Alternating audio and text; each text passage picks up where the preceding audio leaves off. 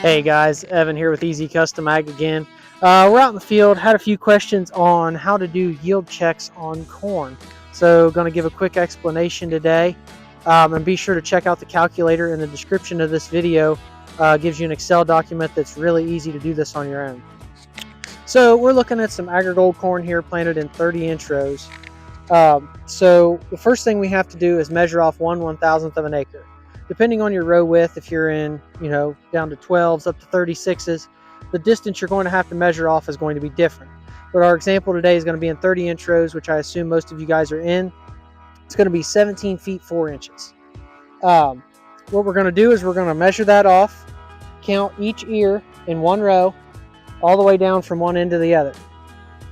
So if you're planting 34,000, you're hoping to get 33 or 34. So here at 30, we plant 36,000. We ended up with a 35 count in the 17 feet that we measured off here. So in the calculator, you'll just type in whatever number you come up with, whether it be 28, 34, 37, into the first box. The next thing we'll do is we'll pick a couple average ears, maybe 3 or 4 from your sample, and we'll go ahead and count the length and also the girth, so the rows around.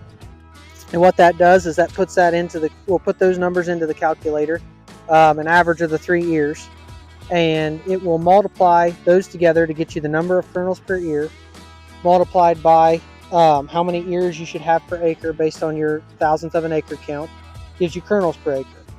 Now if you go down lower in the calculator, you'll see where it goes from 70,000 to 100,000. What that is kernels per 56 pounds.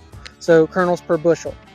The heavier your kernels, the less kernels you're going to have per bushel. So the closer we can get to that 60, 70 number, the higher our yield is going to be. So you'll see a range of yields there, depending on the weight of your kernels. And that'll kind of give you a range of where your yield may fall for that field. I like to do this in 3 or 4 spots for a field.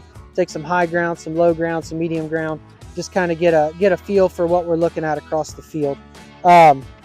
But we always remember that the 4 components to yield are population, kernels long, kernels around, and then kernel weight.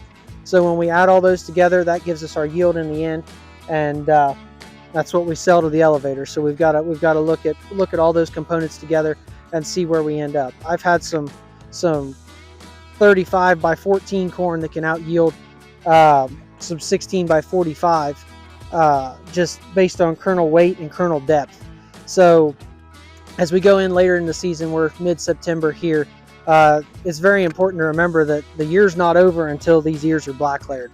We've got to get as much grain weight as we can at each kernel, and you'll really see how that plays out when we look at the bottom of the calculator with the kernel weight variable in there. So thanks a lot for watching, guys, and be sure to click on the link below in this video, and we'll see you next time out in the field.